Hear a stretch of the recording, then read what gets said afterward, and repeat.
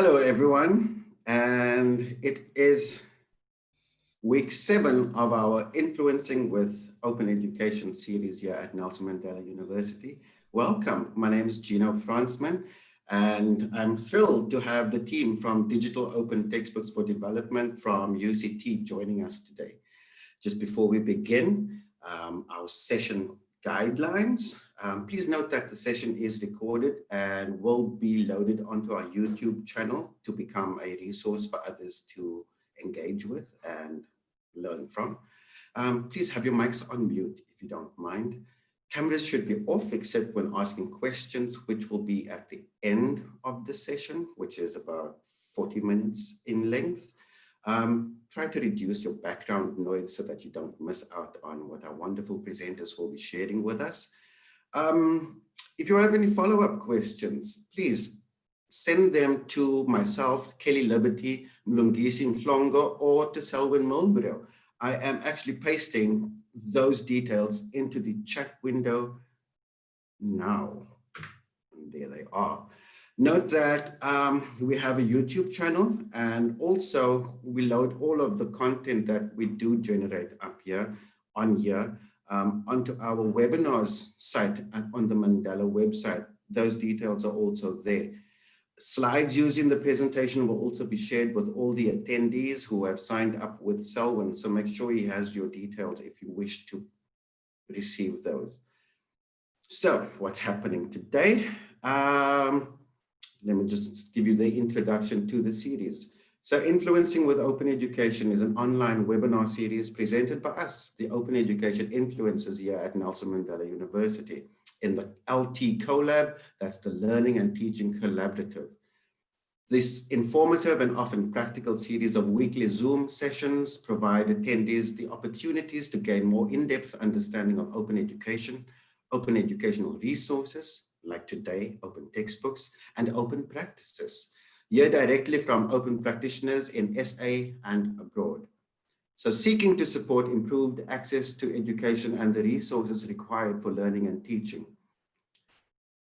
and aiming to enhance the effectiveness of learning and teaching interventions. This series of webinars also directly engage with the hows of finding open textbooks and other OER in specific disciplines while exploring open licenses and the reduced barriers to sharing and using content.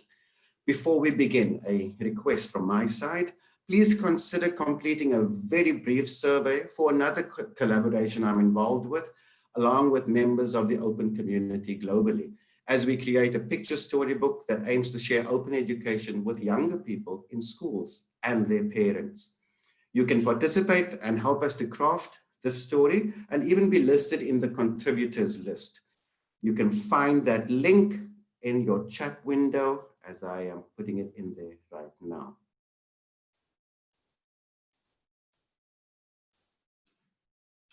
It's there.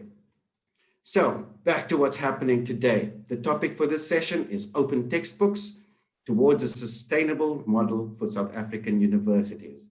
A quick introduction to the Digital Open Textbooks for Development team. Dr. Glenda Cox, welcome. She is a senior lecturer in the Center for Innovation in Learning and Teaching at UCT and the principal investigator of the DOT4D project.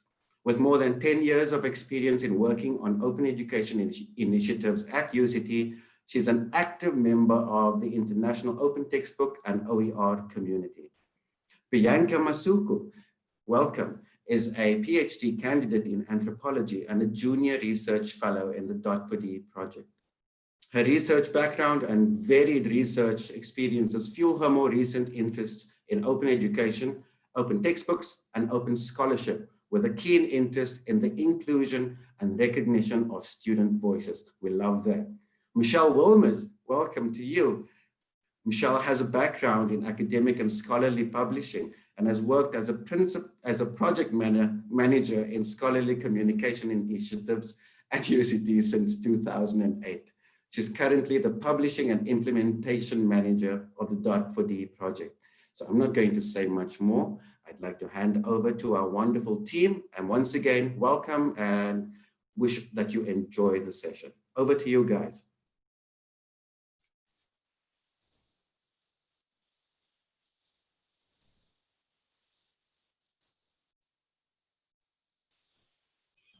Hi everyone, so welcome to the session. Thank you very much, Gino, and thank you to everybody else here who's attending. It's great to have you all in the room. So Michelle's going to be sharing the slides, and this is going to be a team presentation. And yeah, we'll each have a role presenting today. So today we're quite excited to actually present our first iteration of talking about models of open textbooks. This is research that we're currently busy with, kind of hot off the press, and we're excited that we can do this today with you.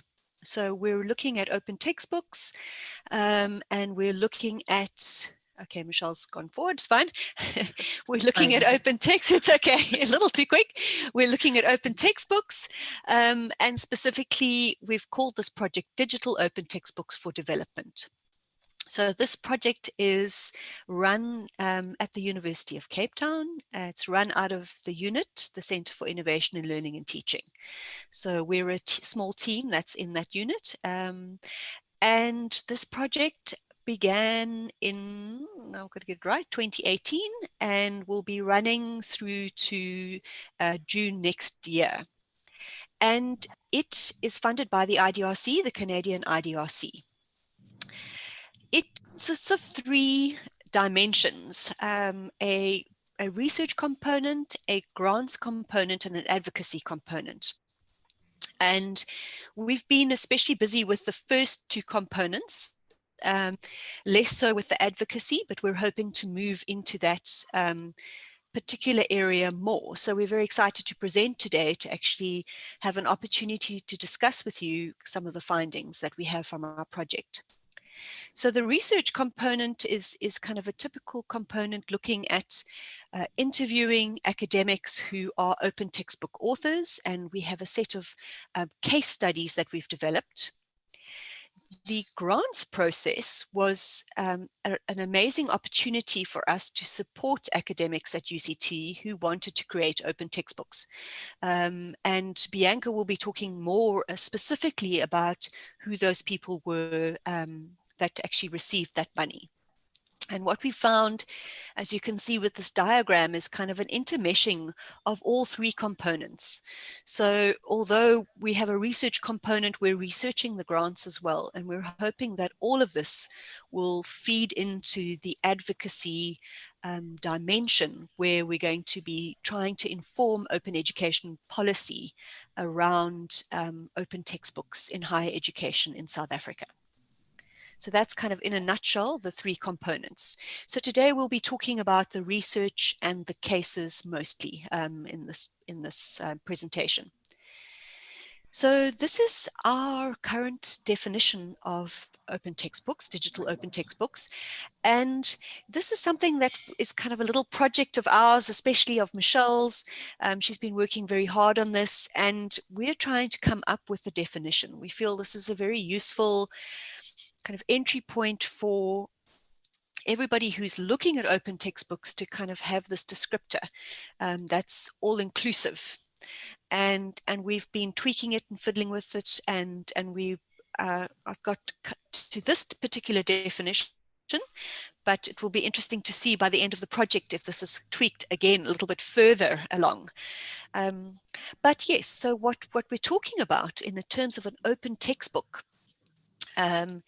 is digital freely available collections of scaffolded teaching and learning content. So this was important for us. It's related to a course. It's related to a very specific body of content that is being taught at the institution. It's under an open license, of course, and it provides affordances for content delivery on a range of devices, the integration of multimedia, incorporation of content from varying sources through collaborative authorship models. So we find the open textbook opens up all these opportunities, and you'll see as we continue in our presentation how we have examples of different models and different approaches to to creating open textbooks that have allowed academics to be quite creative and innovative in the way they've approached this open textbook creation. The last line there is around also providing affordances for print and low bandwidth access strategies. So that's a very important point that leads to the next slide. So that's the little bit of background about the Open Textbook project that we're working on. And all of this project is informed by a social justice approach. So right from the very beginning of our writing of the proposal, it was at a time where a social justice approach was needed, where we could see an argument for the power of open textbooks to allow this idea of participatory parity. And this work, the work we're building on, is that of Nancy Fraser. And she talks about economic, cultural, and political dimensions to participatory parity. Now, this particular social justice approach to open education is not new. It builds on the work of Cheryl Hodgkinson Williams and Henry Trotter, who looked at social justice and the injustices of the past and applied this to looking at open education resources. So they pioneered some of this work. There are other academics in the field of open education now who are really exploring social justice. So we're part of a kind of a new move, or new adding a new dimension to looking at open education and its role aligned to social justice principles. Okay, Michelle. So what our overarching framework here in all this work that we're looking at open textbooks is this social justice framework. And we have looked at how open textbooks can fit into these different dimensions and how they can address the injustices of the past. And this particular slide, this particular table format, was something that we looked at to start kind of trying to position how open textbooks could redress economic maldistribution, cultural misrecognition, and political representation. And what we have on the two columns going down is an affirmative response. So what Fraser explains with this is that you're moving from the injustice to something that is a reform, but a ameliorative reform. So not a complete transformation, but a stage where things are addressed. The injustice is addressed. And then she talks about a transformative response, which is a much bigger kind of looking at the root causes to inequality and how this can be transformed to address the injustice. So this was the kind of framework. And then Michelle, if you'd like to go on to the next. So what we've done, we've actually written a paper, which will be the references on the next slide. So you'll see it on the next slide. But we did these interviews, we had grant reports, we had observations, we had a whole load of data that we analyzed and put a first round into looking at the social justice framework and the power of open textbooks. And what we have here in this particular illustration is a snapshot of what we found. We found a lot more than this, but this will hopefully just kind of illustrate to you how open textbooks can make a difference to parity of participation. So if we look on the left-hand side at economic maldistribution, this is where there's economic inequality. And the current injustices in the system at the moment around textbooks is that textbooks are very expensive. And they are very expensive, and often what happens is students use only a small percentage of that textbook. So only a small percentage is of value to them. So even though they spend a fortune, they only can use a small piece of that. So there's this inequality of access to that particular textbook. So immediately we can see if we have an open textbook, in the most fundamental economic way, we're saving the student money. But we're also giving access to materials. Materials are now easily, openly, freely available. So you can see how that's a first step to being affirmative. A transformative response would be where there's a much bigger institutional, national, or regional funding that's made available to actually change how we think about textbooks and to support the creation of open textbooks. Then if we go to the middle column, we're talking about cultural misrecognition. So where certain people and practices are accorded less respect or there's inequality. And here we're specifically talking about curriculum transformation.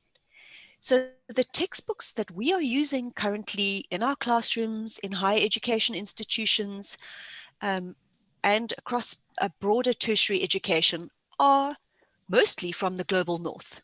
And the curriculum that's being taught is not necessarily relevant to our particular contexts. So again, the power of an open textbook is that the author is local and creates local relevant content that is accessible to students, and therefore transforming the curriculum. As a transformative approach in this circumstance, what we would really like to have is a kind of a policy. So the transformative is a kind of, it sounds a bit like pie in the sky, but it's really where we'd like to go to kind of really transform the way textbooks are produced and shared in South Africa. So, and then in the final column on the right-hand side, this political misrepresentation. So this is very important for this kind of missing voice that we've had, whether it's the voice of multiple authors, whether it's the voice of Global South authors, the voice of students. Open textbooks enables those voices to be heard. So if we have a look there, the injustices at the moment is this lack of power and lack of voice. And the affirmative response, and here we're just talking about students, is we found in our examples that students have been drawn in to create and review content. And our open textbook formats have allowed for that process. And again, the most transformative response there would be something around policy that mandates and rewards collaboration and student inclusion. So that's kind of a snapshot of some of the power of the open textbook content. Those arrows that you see in the diagram represent a kind of interwoven or meshed kind of web that actually occurs with these dimensions. So initially when we started out the research, we kind of felt that they would be kind of a linear kind of economic would be linear, cultural would be linear, political would be linear. And what we actually find is they talk to each other. There's this complex web between the economic, which gives access, but the cultural that makes things relevant and accessible. And then this idea of students creating. So there's a kind of interwovenness where you can't only look at the economic or the cultural or political, you need to web them all together. So the findings have been told a very rich story of the power of open textbooks. And Sean. Okay, so this is a kind of a little summary. You'll see at the bottom of the slide, there is a link to the paper that we published earlier this year. And so these are kind of some of the trends that are emerging. And so we're seeing UCT academics being aware of the cost and utility of traditional textbooks, and they are experimenting with these new approaches. We see these authors making content that is more accessible in terms of relevance and format and genre, especially to promote greater inclusivity. we see also that academics recognize and acknowledge a legacy of gatekeeping. And by this we mean, when we interviewed academics and we said to them, who selects your textbook? It was often the case that the same textbook has been used for 10, 15, 20 years. It was the same textbook that was used when they were being taught. And it's this legacy textbook that has continued on. And we know now that we really need to rethink that process. Otherwise, we're perpetuating this political misframing and exclusion. And then open textbook authors are including students in the content development processes. And this was a very important priority for us when we looked at giving those grants that I talked about, that students will be involved in the process, and we'll show you a little bit about, to give you a snapshot of how this actually happened.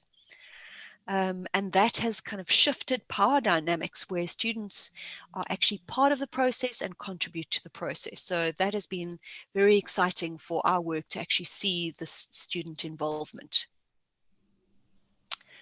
Okay, we can move on. Okay, I've got one more slide. Okay, so we want to articulate these sustainable models, and we're hoping to begin sharing them with all of you, and certainly this is a work in progress, and we want to build on what we've learned today, and hopefully from your sharing with us. But we want to build on the lessons from our project, but from other projects that advance social justice. And we want to do this so we can look at the most appropriate tools and technologies, so that we can give an indication of what kind of infrastructure and resource is needed for open textbook production. We are also very interested in how this activity can be scaled to other South African institutions and African institutions. And we want to be able to use all of this research to build policy or inform policy, and move from kind of the research to policy work, so that we can build on this kind of sustainable open textbook practice. So these are what we feel are the reasons why we are presenting this today, and why we feel this is important moving forward in South African universities. Okay, Michelle. Okay, I'm going to move on to Bianca, who will be talking about examples of our cases. Yes, thank you, Glenda. So this section of our presentation falls into or represents our work with the grants program that's part of the DOT4D project. And here I want to provide a snapshot of the community of open textbook creators that we worked with and their varied initiatives. I specifically want to focus on the motivations and the social justice imperatives that drove their work, and the different ways in which they articulated them within their different open textbook projects. So in slide 11, oh, sorry, I was an indicator for you, Michelle, sorry. You can see in the slide that the slide provides like an overview of the community that we worked with. If you can go back, Michelle. Yes, this slide provides an overview of the community that we worked with and the different initiatives that were developed. So as you can see here, we received applications, and we got projects that were developed in engineering. We got a few open textbook projects that came out of the sciences, others from commerce and health sciences. So we had a very big, well, not big, a small melting pot of varied kinds of disciplines that were participating in this activity of creating open textbooks. If you can skip to the next one. And within them, there were different kinds of products and outputs that were being produced, and different kinds of problems being addressed for varied reasons. And from this community, what emerged were key drivers and key imperatives that were coming out of the different projects that were being developed. And we have 4 of them listed here, and these were pedagogical change was one of them. Another key imperative was collaboration and curriculum transformation. Another one was the issue of cost. And the last was accessibility and multilingualism. And in varying degrees, the initiatives that were developed by our community of open textbook creators spoke to these imperatives in different ways. So in the next few slides, I'd like to provide an example from our grantees of these different kinds of imperatives and how they were articulating them within their own work. So with the first driver or imperative being pedagogical change, we had Stella. And Stella is a senior lecturer, and she's based in the School of Architecture Planning and Geomatics in the Faculty of Engineering and Built Environment at UCT. And with her work, she recognized that modern buildings from the global north dominated the publications referenced by architects, architecture students and professionals. And with her project, she aimed to contribute towards a knowledge base for modern architecture that was representative of the perspectives from the global north, from the global south.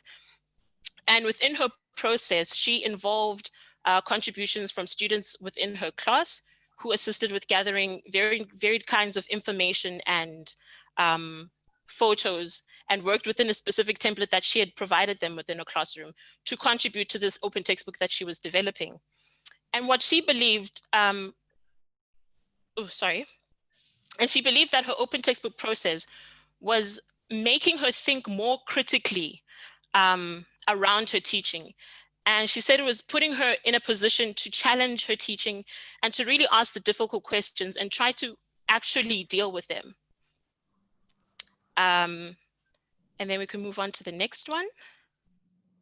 The next driver was collaboration and curriculum transformation. And here I'm reflecting on the work of Michael Held. Michael Held is the director of the Orthopedic Research Unit at UCT, and he's based in the Faculty of Health Sciences. And with his work, he recognized that current orthopedic learning resources were mainly based on guidelines and textbooks from the global north, and that there was a severe lack of African learning materials that were tailored to local pathology, to local circumstances, and that were written by local experts. So things that really spoke to the issues within South Africa and Southern Africa more generally. And in his initiative, he aimed to provide an interactive educational platform for medical students and primary care providers that would provide accessible learning material that is practical and relevant to undergraduate medical students in Southern Africa. And within his process involved a multi-author approach to his content development. And this included involving students, involving academics, involving practitioners, and with him acting as the lead author and editor of this content development process. And he spoke about how his content development was intrinsically linked to the curriculum transformation process for the undergraduate orthopedic course. So there was a lot of change that that was being initiated within the course, and he wanted to contribute to it with his resource and this platform. And in his work, he believed that the power of a networked approach towards, got lost there. Sorry. In his work, he believed in the power of a networked approach towards building a curriculum that is appropriate for the South African context. Our third grantee was addressing issues around cost. And here I'm reflecting on the work of Maria Keat. And Maria Keat is an associate professor, and she's based in the Department of Computer Sciences at UCT. And with her work, she recognized that there was a huge gap in educational material, specifically for ontology engineering in the world, and that this was compounded by the issue of cost as a barrier for students being able to access commercially published textbooks within her field. So her initiative aimed to update and enhance the original work that she had done in her textbook, in her open textbook called Introduction to Ontology Engineering. And what she wanted to do was develop it into an online textbook package with more educationally relevant software, exercises, tutorials that would be openly accessible to all through the use of through the use of a Creative Commons license. And in her process, she mainly worked as a solo author in the production of her open textbook, but collaborated in different ways with colleagues and with students in certain aspects that she required assistance with. And in emphasizing the issue of cost being a barrier, she stated that market analysis, so this is a statement she gave us in her proposal, and she stated that market analysis had shown that a textbook like hers would cost 80 to 100 euros, if not more. And in the previous year at UCT, when ontology engineering was being taught, it had 30 students enrolled. Hence, her open textbook, or the open textbook that she's developing now, would collectively save about 22,100 rands per year for UCT students alone. And she imagined that this would be obviously a bigger impact for students outside of UCT. And so through her initiative, she emphasized that knowledge should be available free of charge so that it can increase possibilities for furthering new research, scholarship, and application. And open education resources play an important role in this cost-saving endeavor. She believes that cost savings can help to facilitate a redirection of resources into parallel activities, such as translation of content into multiple languages. And then our last driver is accessibility and multilingualism. And here I draw on the work of Tim Lowe. So Tim Lowe is a senior lecturer in mathematics and statistics, and he's based in the Faculty of Commerce at UCT. And with his work, he recognized the disparities between high school mathematics and the new material that students were being exposed to when they were entering university. And he recognized the barriers and challenges faced by first-year students who had English as a second or third language when they were learning statistics for the first time in university.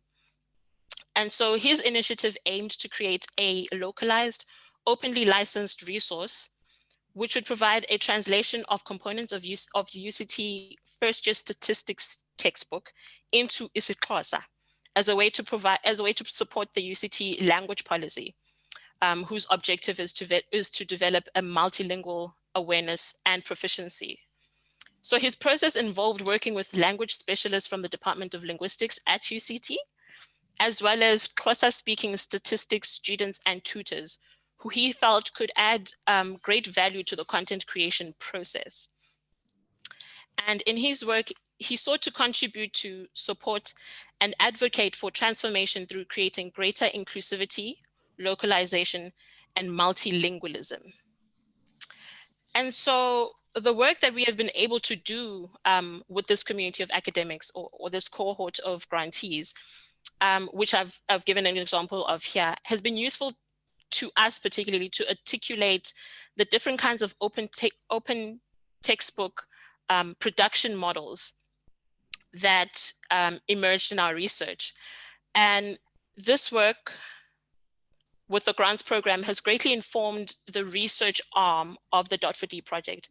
And I guess you could see it as the fodder that will be informing or driving most of the advocacy activities that we're still planning to take forward from this. And yeah. Handing over to Michelle now. Thanks, Bianca. I'm going to talk a little bit about models, and Glenda's already touched on the imperatives of why we think it's important to develop models, but just to reiterate that this seems to be one of the key things that people are looking to our project to try and do. Everywhere around us, people are cognizant of the need state that exists and intrigued by the concept of open textbooks, but there are all these questions about what does the process really entail, and how do you go about doing it, and what are the best practice models? And so we've almost felt that perhaps people are looking to us for a recipe. And so we've attempted to see if we can, in looking at our cases, at these grantees that Bianca's been describing, if we can get a sense of what is the recipe that they're using in their journey of open textbook conceptualization, authorship, and publishing. So I'm going to touch on 3 areas in terms of authorship, quality assurance, and publishing. In the top table, those are the grantees who we worked with. Just to say, the grantees for us function as a representative proxy, if you like, or sample in terms of the greater activity that's going on at UCT. We know that the authors that are in our grants program are not the only academics producing open textbooks at UCT. We've worked with some other authors in some other processes, but they haven't been part of our research process. So this cohort serves as a sample for us to try and get ideas of practice.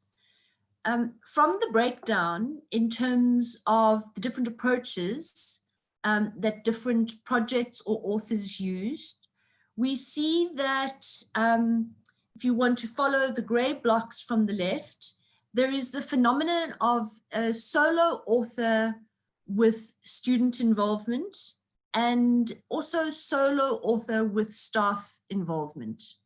Some of the academics who we've worked with want to be left alone to do the thing. In some cases, that's because they're still letting the vision of what they want to create come alive and be enacted in the process of creating the resource. And it seems like it's a personality thing to an extent. Some people write best or think best independently and then share after. But what's clear is that pretty much always there's some external involvement, whether that's students who get involved or colleagues and peers who get involved in terms of review or providing guidance on editorial development, etc. So there's one category of people who largely adopt a solo approach. Then there's another category of people which we've called the lead author as editor-in-chief with co-authors. And what this is somebody, an academic who is in some cases already leading an initiative, or at some point put their hand up as the lead and has taken the lead in this content development and curriculum transformation approach, and almost by accident ends up as an editor-in-chief. I say almost by accident because I think across the board, the academics that we worked with weren't fully aware of how much of a publishing persona and a role they would need to take on. So, and this can be an uncomfortable thing for some people some academics who go, I just want to write. I don't see myself as an editor-in-chief. But in fact, what they are doing is they are commissioning content from their peers or their students. They are vetting, deciding what goes into publication and what not. They're actively shaping content. So almost without realizing it, taking on this whole different kind of professional identity. And then the final piece, interesting to us also, we see that there are content development facilitators who work with students and colleagues as co-authors. Those leads don't actually produce content themselves, they are more powerful or see their role more in terms of creating the space for the conversation, particularly in the context of where students are brought in to the process. So this is a boiling down at this stage of the different kinds of approaches that we see our authors taking. In all of this, there are dynamics around time and collaboration that are implicit in the authorship models. Time, obviously, in the sense of how much time this takes for academics to do, but also the cycles of time in which open textbook development takes place. So there is an interesting relationship between an author model and the time frame it takes to produce the work, because we're seeing that time frames of producing books, as many of you know, is lengthy, and it doesn't align neatly with semester timelines and academic year cycles. So some of these models are easier to manage in certain timeframes than, for instance, perhaps an authorship model which is deeply embedded in a classroom and student approach, and where come 3 months' time, those students disappear. And then perhaps you repeat that process next year, but maybe you're only halfway through. So you can see that there are factors that exert in terms of time and collaboration. All of our authors talk about how hard collaboration is, and I think that that's amplified by the fact that a lot of this work happens on a voluntary basis. Thinking about quality assurance models, we see different kinds of activities taking place, different approaches to quality assurance. Interestingly, many of these activities are already part of our professional practice. It's part of what academics do or call upon in producing their work. This is really just about making it more explicit in an open textbook content. And from an advocacy perspective, this is useful for us in terms of showing how much actually does go in to varying kinds of quality assurance approaches for open textbooks. In one instance, we had the authors actually undertook a Delphi consensus study. This was the case of the orthopedics textbook. They actually informed their approach to textbook development and their curriculum based on a consensus study that they did with young graduating doctors and doctors in the field. So here there's an interesting idea of quality being informed by the idea of utility. And I think very interestingly, as Glenda was mentioning, this interrelationship between accessibility, utility, value, appropriateness drives us towards asking some interesting questions about what does quality assurance mean for us in an open social justice informed context, and what are the recognition and reward system transformations that we need to start recognizing these various areas of quality assurance work. When authors are actually in their content development process, some of our authors worked with institutional intermediaries. Here I'm talking about entities like the DOT4D project, or with partners in the library. They also brought on board professional editing and proofreading services to enhance editorial quality and rigor.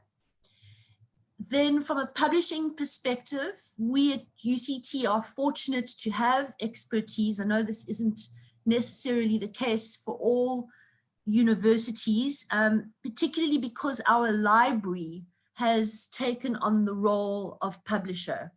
So there is some support and quality assurance that's coming from the institutional intermediary space. And then in terms of review, we saw various kinds of review activity going on. A student review, colleague review. In one case, one of our authors, Kensley, was actually a student. Should have pointed that out earlier. We did actually have a student producing a textbook as part of his MPhil work, and his supervisor played a very active role in the review. And in one instance, one of our authors went through a full publisher blind peer review system, more of the kind that we know traditionally. So a full range of practices in terms of quality assurance. And then a last piece from me, just to say in terms of looking at what kind of publishing approaches were being undertaken, we could see strongly this idea of the self-publisher. So the author as self-publisher, or an initiative as self-publisher, and then in some cases, the author as a self-publisher with an external publishing entity. So for an example, two of our authors, Abimbola and Maria, first published the work themselves and then took it to a recognized online ebook publisher who also published the work. And in that final piece, the idea of the institution and the department as being, and a department as being a co-publisher, this is happening as part of the library's move into functioning as a publisher. So one of the works is actually co-published by UCT Libraries and the Liberty Institute for Marketing at UCT, and has also been through a peer review process in that context. So this is the range of different kinds of publishing approaches. And just to say, you know, talking about quality assurance and authorship maybe feels more comfortable to academics than talking about themselves in a publishing model or in a publishing role. But this is where we see the trajectory going, that authors are in fact publishers and that institutions are publishers. And what does that mean for us in terms of the new conception of the role of the academic? And what does it mean in terms of the support that the institution needs itself to take the work further? I'm going to hand back to Glenda. Thanks, Michelle. Thanks very much. I'm conscious of our time and that we don't have too much time left. So thank you very much for listening. We really do. We haven't had a chance to present for a while. It's quite exciting to be sharing all of this. So as Michelle presented, those are the kind of three kind of components that we've looked at so far. And we are thinking of expanding that to also look at tools and technology, possibly also cost. And what the next step in this process will be is to have a look at the overlap and the meshing of those authorship models, publishing models, where the links are, how they're fitting together, so we can come up with a kind of, well, either we're going to find they're just disparate different models for different needs, different disciplines, different contexts, or we're going to find some overlaps, as Michelle has already found in terms of, let's say, quality assurance, where 8 of the examples used students as part of a review process. So that came up as a big feature. So yes, just to briefly sort of touch on the last few slides.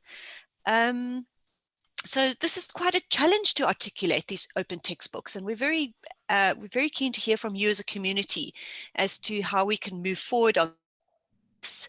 And because of the disciplinary divergence, for example, there are going to be different approaches that are going to be taken to open textbook creation.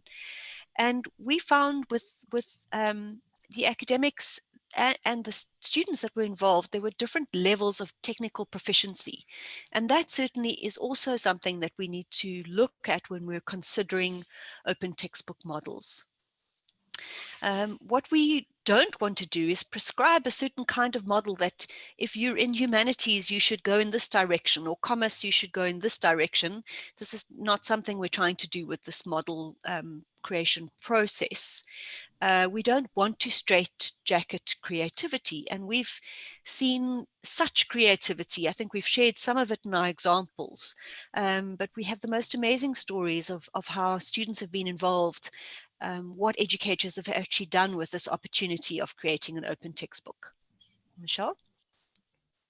And yeah, this is a quick slide, and Michelle mentioned it, this idea of the time it takes, that time is a problem, time and energy is a problem to be able to do this. And certainly, you know, we shared those examples. Some have been derailed. Those examples that Bianca set out, that slide in the beginning of all the different examples, we have 3 that were not completed, but these are lessons that we want to learn. So we want to learn about the successes and the examples of where the process was derailed along the way. So it all takes time. Okay, Michelle? Certainly what we found is the need for institutional support. So the idea of this idea, the clapping people, is this idea of recognition for open textbooks in the institution. And we've been trying in the background to advocate for this, to promote this in our own institution. And we've been relatively successful in that we are going to have an open textbook award announced this year. And we're in the process of selecting that. So that's a great form of recognition. The little seedling is the idea of those grants that we talked about. Sometimes people just need a little bit of extra money to be able to get a great student to be involved, or to get an editor involved. Policy, certainly, if there's some policy that supports this, that is ideal. At UCT, we have Open UCT, so we actually have a place where educators can share their open textbooks and open materials. Great form of support. And then our project, but our project ends next year. So this is why we're so concerned about sustainability. We want to be able to think about a way for this to move forward without necessarily having a specific project that's promoting it. Okay, and then I think the final slide is this idea of sustainability.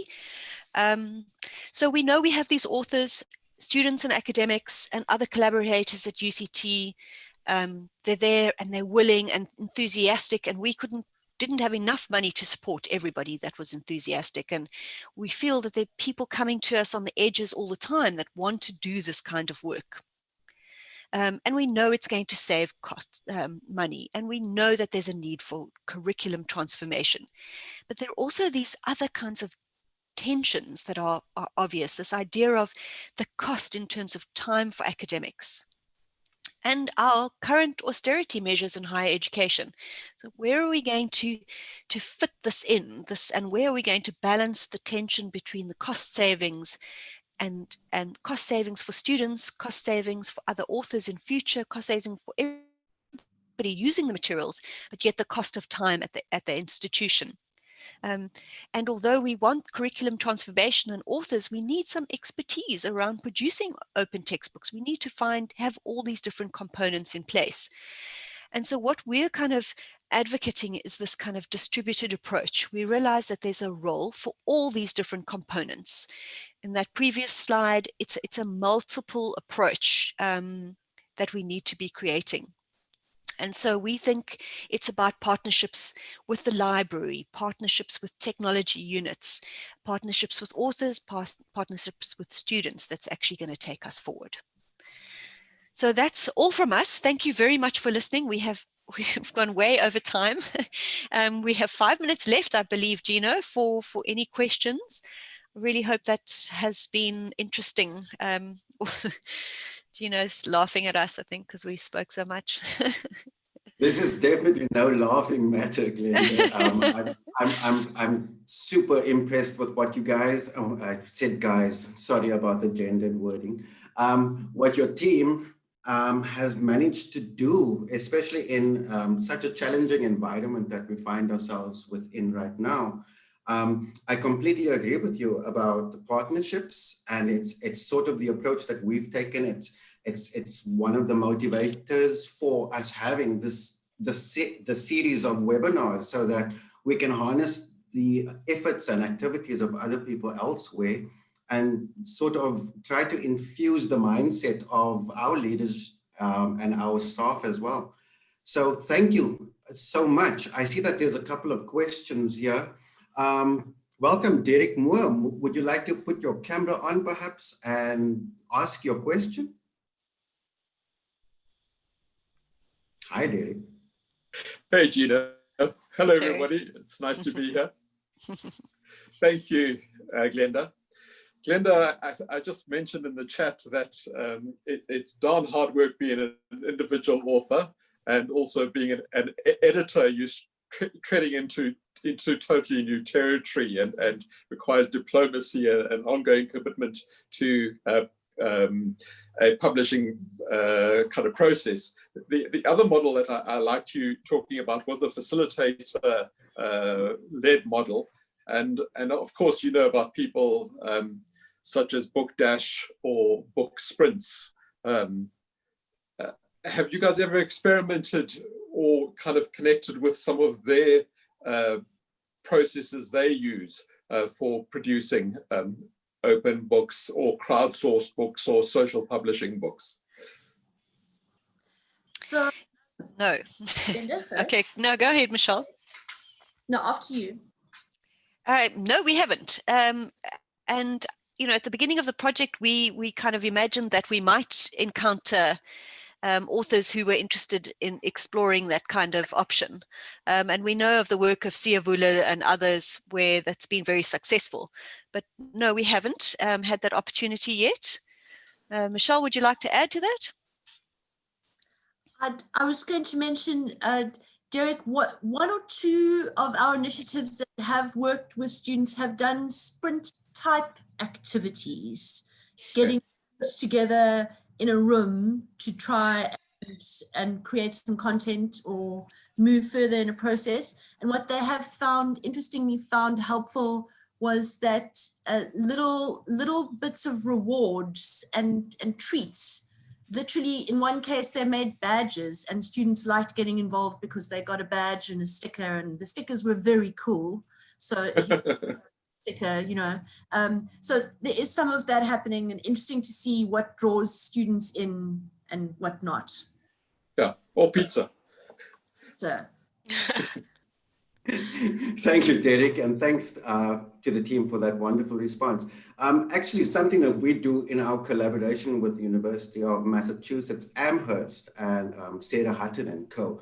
is like we actually utilize sort of work sprints where we look at creating materials, most often on Google Documents or something like that, and we sort of resolve all of the activity in an hour or two, and it's actually turned out to be a pretty useful sort of endeavor to just get things done instead of the back and forth and waiting for a response and that lag in, you know, in resolving what we're trying to do. So I really do support the idea of these sprints, especially like in digital form.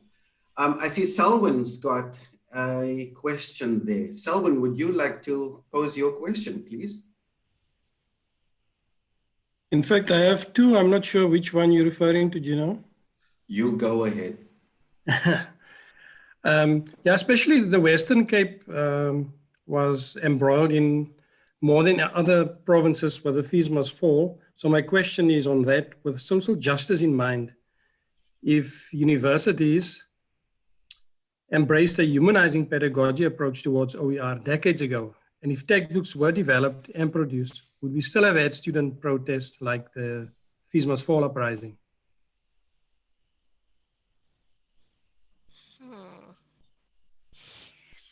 Yeah, so I think the Fees Must Fall was an essential part of a process. I don't think it would have been avoided in any way. I mean, it was a much bigger process than what we're talking here about is about content and voice and knowledge being shared, and that's the sort of power of the open textbook, and certainly about cost saving.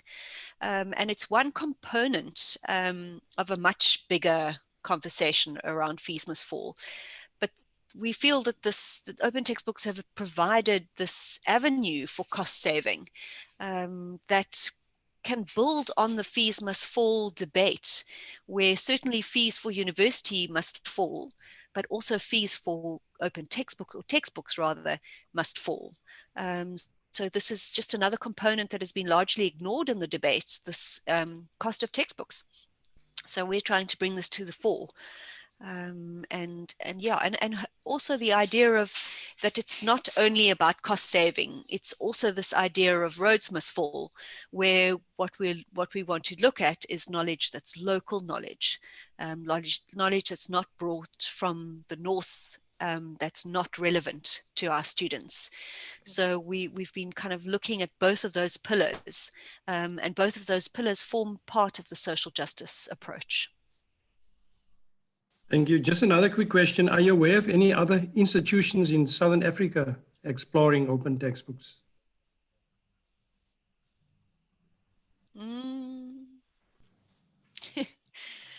No. There are lots of open education resources available, and that's where we've been trying to kind of come up with this definition of an open textbook. And that's where it's kind of so we've tried to be very specific about what we mean by an open textbook in this specific, just to help everybody understand. But we know that there are open education resources out there that are pretty close to what we're defining, across many institutions in South Africa. So I wouldn't say there are no open textbooks out there. I'm sure there are lots, but it hasn't been conceptualized in the same way. We would like to know about more of those kinds of initiatives going on. But mostly a lot of the work has been around open access and open education resources. Any of my colleagues like to add to that? Just to say, in terms of linking those two questions together about fees must fall, roads must fall, and then the question of why is it not the case that more institutions are grappling with open textbooks. For us, it was interesting that in the discourse around fees must fall, the issue of the cost of textbooks seemed largely invisible. And I think there's still work to be done in terms of making visible how much of an issue this actually is. The hegemony that's in place very much relies on the traditional publishing mechanism to fulfill itself. So I think we're still coming to the realization as we unpack transformation agendas, how important not just the what is being taught is, but what are you teaching with? So I think people are going to start coming to this from varying directions. Thanks so much. I was also just going to say, if you do know of other institutions or initiatives around that are exploring open textbooks, please point us to them. We are, we could be blind sitting in the little corner of UCT that we're in and not able to access all these avenues, or all these other instances of open textbook production that are actually happening. So if you know of any, or if you discover any, please do point us in that direction so the community can grow. Wonderful responses. Thank you, Selwyn, and thank you for such insightful responses. I see that Matilda Smith, who's the director of our law clinic here at Mandela University, and also one of our project leaders for Open Education for a Better World, has a question. See, I always promote our community. Matilda, would you like to ask the question yourself, perhaps? I always hate it when you do that to me, Gino. That's why I write the question in the chat. So I work in an area or sector in terms of which the knowledge production through textbooks is very local. Our textbooks don't come from the global north. We all produce it here in the global south. Yet the price of it is still horrendous. It's almost as though we're trying to show the value by making them equivalent to the euros and dollars. So my question relates to the publishing industry has built into it a very sustainable practice in that your authors get rewards through the royalties. A lot of people prescribe their own textbooks, and therefore they create that source in terms of which it's ongoing. The other issue also is that they get enormous support in respect of, in publishing, in respect of the editorial support and everything else that gets done for them by the publishers in respect of producing the books. So is there anything available within open resources that can assist this so that we're not just appealing to people's greater being and wanting to actually assist students, particularly in these times where people are looking for alternative sources for income? I think I'll leave it at that.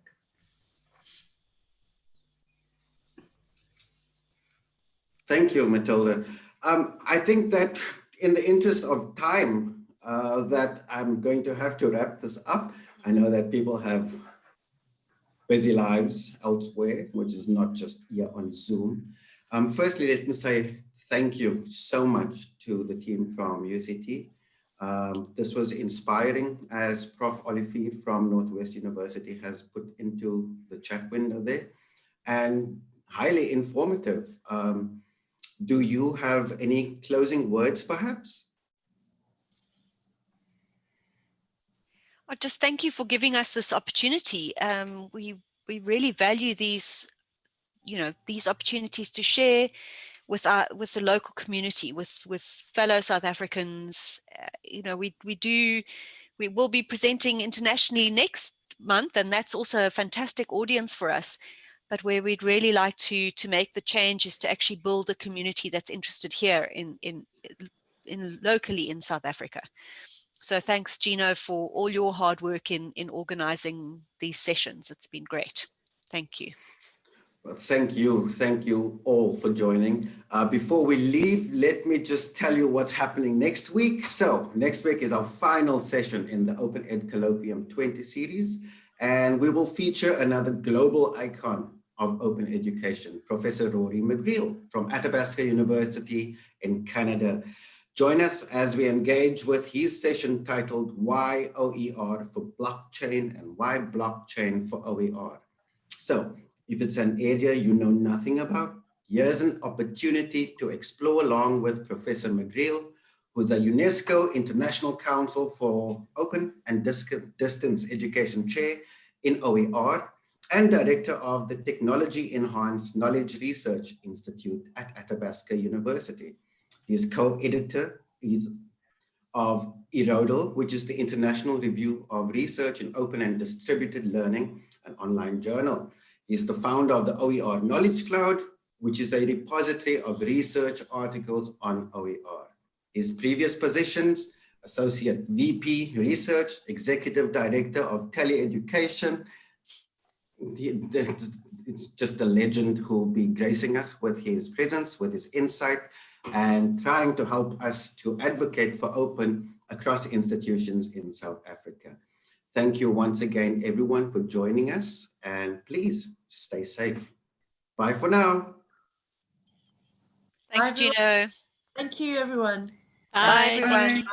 Cheers all. Thanks very much. Bye. Thank you. Thank you for coming to listen.